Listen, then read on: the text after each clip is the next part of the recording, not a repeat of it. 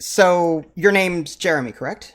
Yes. Okay, and you're the operations manager for Zero Strategy Games? Yes. Okay, gotcha. And Shuffle Dungeons is what I was reading is a 1 to 4 player cooperative game. It takes about an hour to play. Is that right? Yep. Okay, cool. And when is your Kickstarter due? Do you know? So we're still narrowing in on a specific date. We've actually, if you're familiar with Launch Boom, I don't know, I've if heard you've of it. if you've heard of them. Yeah, Hmm. so they're like our marketing agency that we're working with. Okay. And so we were gonna launch in like 2 weeks, and they were like, "Well, I think you should wait a couple weeks." So we're looking at like early August, like Okay, within the next month. I would really like to launch. Yeah. that's cool. Yeah, things like that are always subject to change, so Right. that's cool. Yeah, some people get that. Some people are like, "Hey, you said July 16th. Where is it?" I'm like, "That's why I'm very hesitant to be like, give a specific date." No, So, understand. I completely understand. yeah. I created a room already, but if you have one already set up, that's fine too. There we go. Ouch mouse. I Yeah. like the name. Yes. It's a hedgehog essentially. Okay. A Sonic Yeah, fan yeah. or No, I just really like hedgehogs. Okay, gotcha. All right. Fair enough. All right. Mhm. So, what are we looking at here? So this is kind of part of the way during setup. Essentially, we have these four green rooms. Okay. And I guess where do you want me to steer that question? You just want me to like jump right into it? Do you want to like know a little bit about the game? Like where do you want me to go? So, I guess a little bit about the game would be great. And Yeah. then we'll get into more specifics. So, it is 1 to 4 Okay. player co-op, but what's Yep. the main goal of the game? Like, what are you trying to do? Yeah, so we have this deck of cards here, which are the dungeon bosses. Okay. And you'll pick one depending on the number of players. So this one is 4 doors. That would be a 4-player game. 3 doors for a 3-player, so on and so forth. Okay. So I'll grab a 2-player boss, Okay. and I'll just orient it the way that we are playing. Okay. And so our goal is we're going to be starting out on the edges of the map, Okay. and we're going to need to build our dungeon to get to the center and ultimately fight this boss that's hiding in the center. I see. Okay. Yep. Um, so in order to do that, and I'll put the rest of these bosses away because they won't be used for this. Right. We have the dungeon deck here, Okay. and you feel free to take a card, look at it, do whatever you want. Hmm. Each card you'll notice is double-sided. So on one side you'll have a room, and that Okay. can be placed into this dungeon on the grid to Hmm. help you build your path towards the center. Okay. The other side is going to be an equipment or an item that you can use to power up your character. Okay. So essentially, you'll have a handful of cards, and we can dive into that in a little bit. Sure. But essentially, every time you play a card, Hmm. you have one of two options: do you play the room or do you play the equipment? I see. So you kind of have to make that choice for yourself on which is more beneficial to you. Makes sense. And I'm assuming that there's some kind of time limit or something because otherwise you'd just be playing equipment cards all the time. Right. Yeah. So the time limit is the deck. The So deck. when the Okay. deck runs out, we have some optional rules, but the shorthand version is the deck runs out, you've pretty much lost the game. Gotcha. Okay. Makes sense. Um, yeah. All right. Are there different characters that you can be, or how does that work? Yes. So we have this pile of 8 characters here, and I can spread them out. Sure. Each character has unique stats or I guess different stats, Hmm. and a unique character ability. So the three main stats, if you look at it top left with the swords, is going to be your attack. Hmm. That's going to help you fight monsters. Okay. The top right with the heart is going to be your health, Okay. which is how much damage you can take. Standard role-playing game stuff. Okay. And then that one right below it is going to be your speed, which is how many spaces you can move in one turn. Okay. Yep. Cool. And then the thing at the bottom is your character's unique ability. Interesting. Okay. Yeah. And do turns play out like you take a turn, the board takes a turn, your friend takes a turn, board takes a turn, or is it like you do all your actions together and then the board reacts to what you did? Yeah. So we actually made it so that there is no board turn. Okay, Um, interesting. yeah. We'd worked on a game in the past, and I'm trying to find a specific card. Here we go. We tried to, we got feedback that, some people are fine with the board taking a turn. Other people are like, kind of, don't want to have to automate too much. Right, right. Um, so basically, we have these monsters that'll be spawning throughout the game. And you'll notice on the monster, there's 4 red spaces on Hmm. the grid.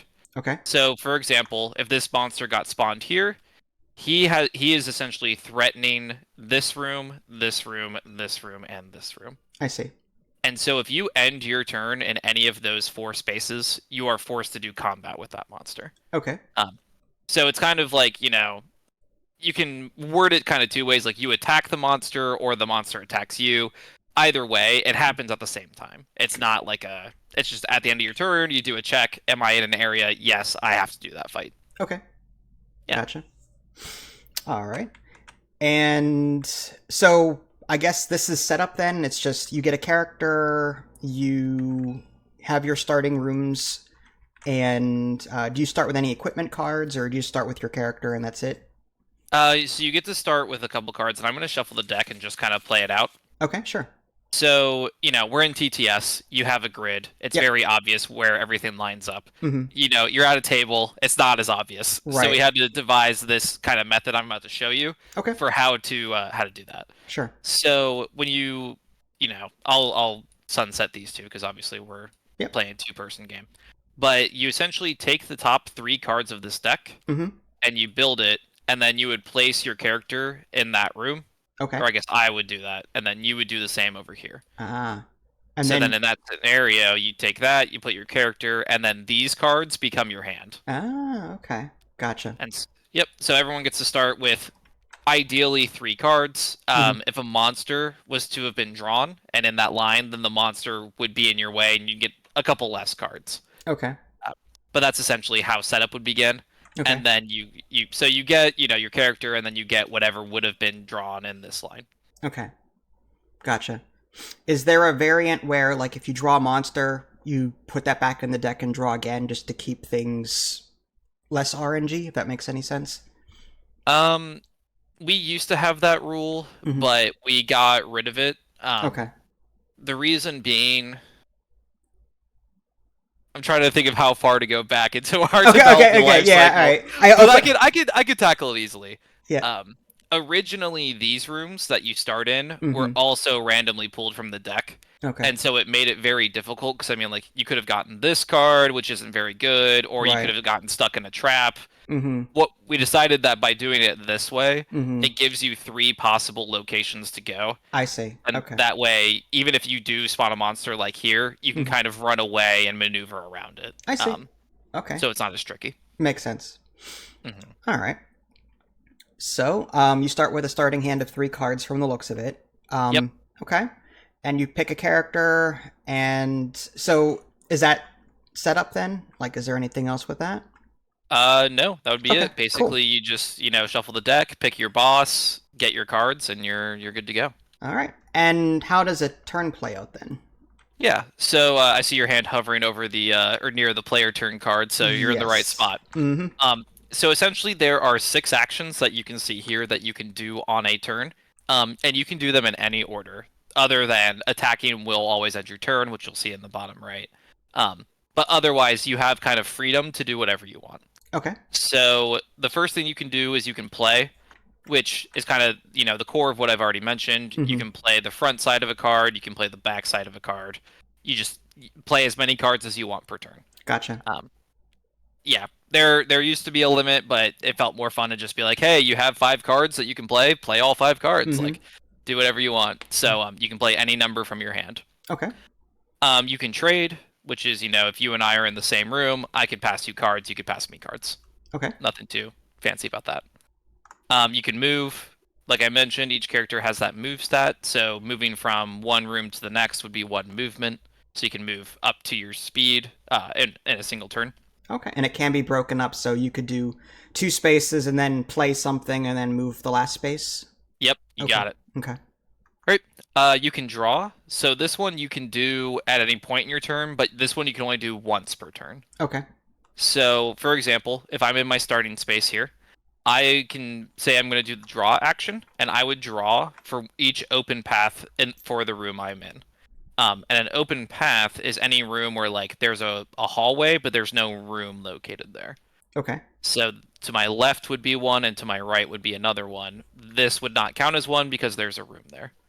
Interesting. So Yep. you want to find a room that has a lot of, like, passageways so that you can draw more Yep. cards.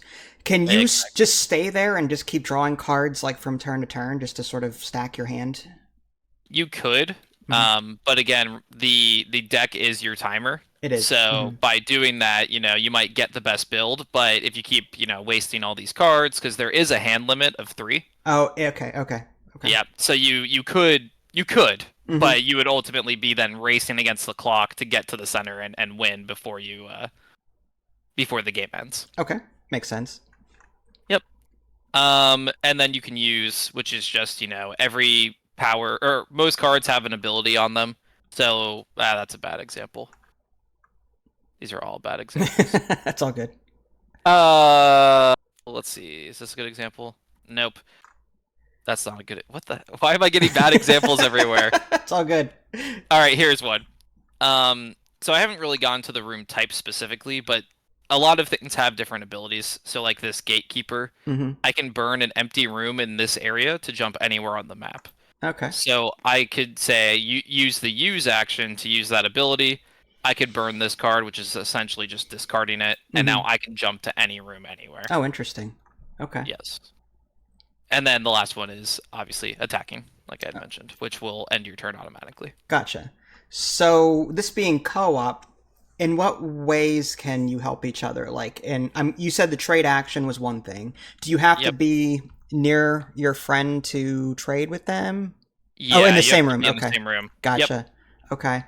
And in combat, can you like double team? You can. Okay. So I'll set up an example here for you. Sure. So looking at the baby mud drake, it impacts all of the spaces around it. So let's say I were in this space and you were in this space. Mm-hmm. Even though we're not in the same room, since Mhm. we're both in its area, we can Mhm. fight together. Okay. So in this situation, let's say I'm attacking. Everyone always starts with 1 green die, which represents like your monster's attack. Okay. And then you would add your. I never grabbed a character, did I? It doesn't matter too much, but I would take my character's attack power Okay. and my weapon's attack power, roll the die, and that's essentially my total. And I want to beat what the monster has. And in this scenario, the baby mud drake starts with a 10, which is the number in the top left, Okay. and it also has a die symbol, so it's going to roll 1 die. So it would have rolled an 11, I would have rolled a 7, and I would have lost. Interesting. But since you're in this fight with me, if Mhm. you're willing to help me, you give me a second die. And that Oh, okay. stacks for every additional character. So if we were playing 4 people and we were all in here, I could get a total of 4 dice to attack with. Interesting. Yep. So my question is with regards to scaling. If you're Yep. playing by yourself, would the game be more difficult then because you'll never have help from someone else? Or in solo mode, can you control like 2 or 3 characters that? Yeah. In solo mode, you're designed to control more than one Okay. character. Okay. Yeah. Yep. Okay, that makes sense. Okay. Yep. Cool. And there's also some other optional rules that we have in there that we typically recommend. Like, if you're playing solo and you want to make it harder, like here's a couple things you can do to make it like a little bit more of a challenge. Okay. Gotcha. And if you defeat a monster, does the tile flip over, or how does that work? It just goes away? Yeah. So typically when you fight or when a monster spawns, there's a little treasure icon there Okay. with 3. So I would go 1, 2, 3, and monsters can be loot for other monsters. And Okay. then if TTS works with me, there we go. Mm-hmm. So it would essentially have these 3 treasures. So we defeat it. You and I would then, because we worked together, split up these 3 treasures. They would go into our hands. I see. And then the monster comes as a 4-way. Okay. Which, again, like going back to the draw action, is phenomenal to have a room, show up that has all those options. Right. And if you do draw that monster tile like that, does that just count as a 4-way room? Rather than it doesn't fight another monster. Like you don't fight another monster if you were to draw that as a treasure. So you have 2 options. Okay. Yes, you can. So it would actually come into your hand. Okay. And then you can either choose to play it as a 4-way at a later time, Okay. or if you let's say instead you were really hurting on treasure and you wanted some of those, and you think you could beat it, you could summon it like you would a normal monster. Gotcha. But it's essentially your choice. Are you allowed to look at it before you place it, like to see what you'd be fighting? Yes. Okay. Yep. Cool. Yep. Any cards in your hand are, you can flip them over at any time. You can share that information with other players. Like, yeah, Okay. it's all pretty Yeah, pretty open. that's good. Yeah, some games have like hidden information mechanics, so I was just curious. Yeah, typically in full co-op games, That's cool. it's a balance, but yeah, Mhm. we just went full information. You can share whatever you want. If you want to be secretive, you can, but Yeah, yeah, it it's gonna make it doesn't help harder. your other players. Yeah. Right. Uh-huh. So I noticed that you have a lot of dice out here. hmm Is that just in case you happen to have a lot of cards? Like, well, I mean, in combat, you said you have your attack strength plus the attack strength of any weapons you have. Now, in what situations would you roll? There's like 6 dice here. Is it just if you have Yeah. a lot of people with you? Is that Yeah. So 6 is definitely high. oh, okay? Because we're in TTS and you can just copy paste. That's I why it's see. like that. Okay. But you could make it happen. So let's say you're playing with 4 people. Mm-hmm. So I'll just throw people on here. Why Right. not? Okay. So that would give you 1 and then an additional 3 for each person helping you. I see. But then there's also, if I can find one. Is there a card that gives you a die to roll? Yeah, so this opossum whip, if I were to discard a card from my hand, I could roll an Mm. extra die. So that Okay. would be my 5th one. Makes And then sense. there's also rooms that will let you roll another die. Okay. Um, and there's also snacks and other cards. So there's ways to get up to that. Mhm. Typically, if you're not all fighting together, you're going to be rolling 1 or 2 a combat. Okay. Um, and these 4 people against this poor baby mud drake would definitely be overkill. Yeah. But when you start seeing some of the 4-player bosses, you'll need that many people in order to win. Makes sense. Yeah. So you said snacks. Does that mean there's consumables? Like some of these equipment cards are actual just one and done. You consume it, you get a buff in some way. Yep. Okay. So these yellow cards are Oh, all consumables. I Yep. see. Okay. Yep. And they're also all food themed, which is why we call them snacks. No, makes sense. Makes sense. Yes. So, yep. The fire steak, the trailblazer biscuits. Yep. All that good stuff. Cool. Was there anything else that we didn't cover that you wanted to, as far as like mechanics, or are there different bosses, or is it going to be the same boss for 2-player, 3-player, 4-player? There are different bosses. Okay. So we are still finishing up some of the art. I think we're actually going to be uploading one today or Okay. tomorrow, sometime soon. But the idea is in the final game, there's going to be 3 of each difficulty. So 3 2-player bosses, 3 Ah. 3-player bosses, 3 4-player bosses, and then a 10th boss that's supposed to be like a challenge. Like this is if you really, really want to push yourself, that's what this one's for. Cool. Um, All right. but yeah, so and that's why we did the doors is in a way that with only 2, it's you got a 50-50 of which one you're getting, right? Mm-hmm. But once we have the 3rd one, you kind of shuffle it up, you pick one randomly, and then that way you don't know exactly what you're fighting Mm-hmm. until you get to the center and actually show the boss. Gotcha. And what do the hearts represent underneath the combat? Is that just how much damage it does if it wins, or like what? Because there's its health in the upper right of the card, but then there's these little Right. red hearts. Yep. So there's it represents damage, but I'm gonna walk through it. I'll walk you through the whole thing because it's a little Okay. dicey to kind of separate it. Gotcha. So you have the attack, right? Let's Mm-hmm. say the monster rolls higher, and the player is lost. Right. So immediately, everyone who is involved in combat Mhm. takes 1 damage, Okay. and that's kind of like the risk reward of assisting another player. Mm-hmm. Is if I help you and we lose, then we both take a damage instead of just you, type of thing. Okay. Then the hearts that are there are Mhm. additional damage that has to be shared between all the players. Ooh. Okay. Yeah. Wow. So Okay. and that's so fighting. I mean, these are the bosses, right? So they're meant to be deadly. You're not really meant to fight them by yourself. Makes sense. You split up But the if damage. Yeah. exactly. So like if you were to go and fight the loot lizard by yourself, you would take 1 damage for losing, Mm-hmm. and then the 3 additional damage from we call them wounds. Mm-hmm. And then on top of that, this like text here that's within this, I guess it's a hexagonal. I don't know, Yep. this box. It's a thing. Uh, Yeah. it will also do that thing that's in there. Cool. So like this one jumps around. So like most of the time monsters are going to be static, Mm-hmm. but some of the bosses when you lose to them will actually jump somewhere else in the dungeon, and now you have to build additional paths in order to go catch them again. Oh, that's interesting. Yeah. Okay. And what happens if a character loses all health? Are they eliminated, or can you revive them? Yeah, so we use the term knocked out. Okay. And essentially, if I'm knocked out, I lost all my health. Hmm. I discard anything I have equipped to me, Okay. though I keep everything that was in my hands. Hmm. And then I just go back up to full health, and we discard 5 cards from the dungeon deck. Ooh. Okay. Wow. So we wanted to make it in a way that, like, when people get eliminated and then they have to sit out, that doesn't always feel great. Hmm. Right. Hmm. So there's, an incentive to keep each other alive because you're not going to burn the deck faster, and you're not going to have to reset your character. Right. But yeah, so everyone is in, and then the way the game is truly over in the base game Hmm. is if someone gets knocked out Hmm. and you go to discard the 5 cards, if there's not 5 cards left, then they would die, and that's when it's treated as a game over. Okay. Makes sense. And you said base game. Does that mean there's expansions in the works or add-ons? There are. That's not what I meant when I said that term. Okay. But, Gotcha. But optional rules. Is what I meant Okay. to say. Gotcha. So like the Okay. base rules is that, but then we made an optional rule that's a little bit harder. Hmm. That's just if the deck runs out, it's an automatic game over, even if everyone is still alive. Okay. Cool. Yep.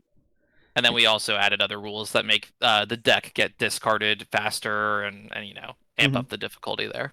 Okay. Interesting. So, anything else that we missed that you want to talk about? If we want to get into the nitty gritty a little bit, I don't think I ever really explained the differences in the rooms. Oh yeah, sure, absolutely. Different colors. So I'll start with that. Yep, they're all different colors and they do different things, and I'll try to, separate them a little bit so they're easier to look at. So I'll start with this one. This is a corridor. It's Mhm. nothing fancy. It just you can move through it. Okay. Easy enough. And on the back of every corridor is going to be a snack. And you'll see a theme that, like, you based on what the back is, you'll Mhm. know what the front is. Okay. So it's always consistent. So corridors will always be snacks.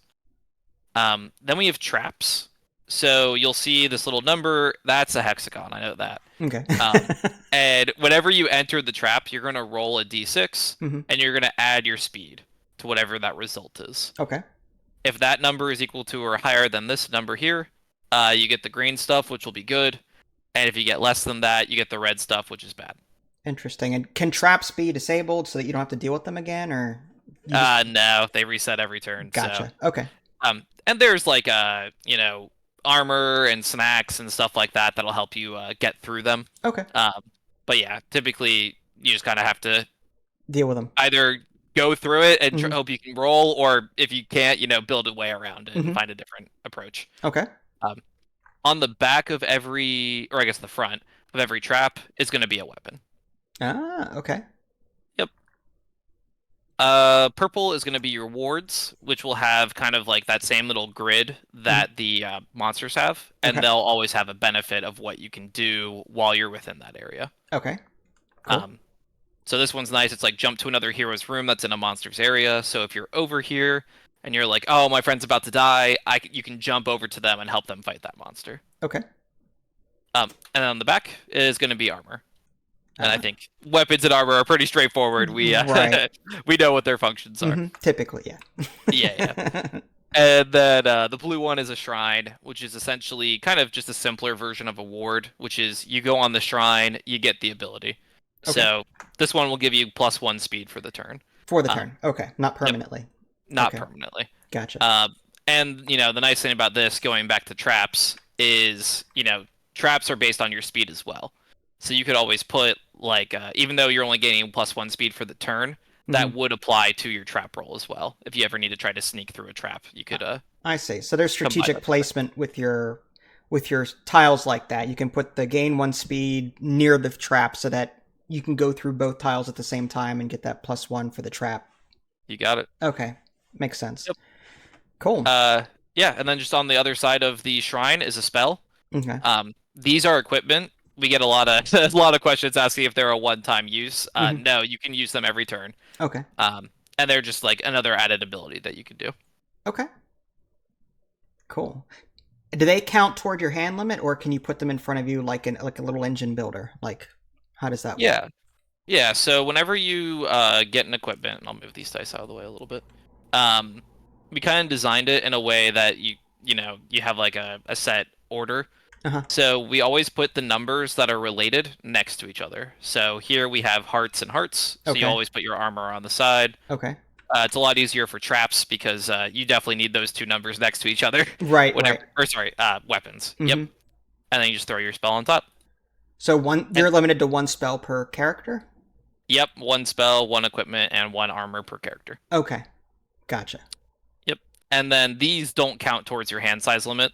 Okay. So you could still have, like two more cards in your hand. Okay. That's cool. Yeah. All right.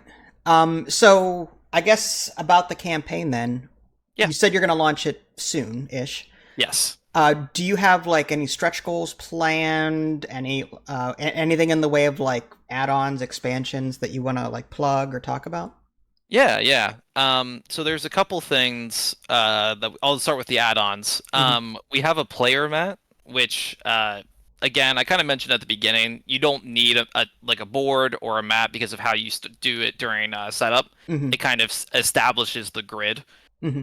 But we did add a player mat as an add-on that would be easily, manage that grid for you, so you Okay. don't have to worry about it too Is much. it like a neoprene mat or is it? Yeah. Okay, cool. Yep, it's a neoprene mat, and we wanted to keep the box small, Hmm. so having a board, this size to fit this would have been Crazy, yeah. crazy. So we decided to just go with the neoprene mat, make it an option if people want it. Okay. Um, we'll also be doing some custom dice. What we basically, took our Shuffle Dungeons logo Hmm. and then used the colors from each of the characters so that each one has like their own unique die, Hmm. and then did some for the monsters as well. Cool. Um, as far as stretch goals, we have bosses, Hmm. more bosses. We always have bosses on the back burner, but adding some bosses for free to the base game. Upgrading some of the components. Okay. There's one more that I'm complete. Oh, and then doing full art bosses is also another one that we'd love to do. Okay. Are there any ways to make the game, like, say, easier for casual players? Like, can you, I don't know, like, make the deck thicker so that you run out of cards less soon, if that makes any sense? Or are there any, Yeah, like, hmm. yeah. So the short answer, I guess, is no. Hmm.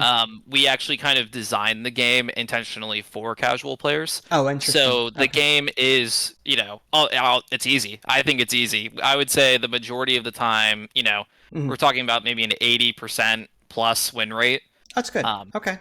so we decided it was better to make the game easier for casual players, and then Right. if people want that challenge, to give them the options to make it harder, rather than make it harder and then have ways to make it easier. That Uh, I actually like that. I mean, I know a mhm. lot of developers that are like, no, we're gonna make the game super hard mode, and then you can figure out how to make it easier. You know what I mean? Yeah. I'm so glad that you're doing it the other way around.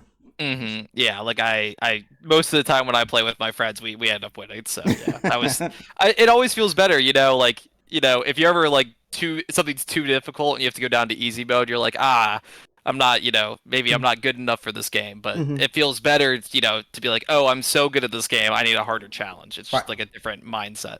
All right. You're definitely my people then. That's good. Awesome.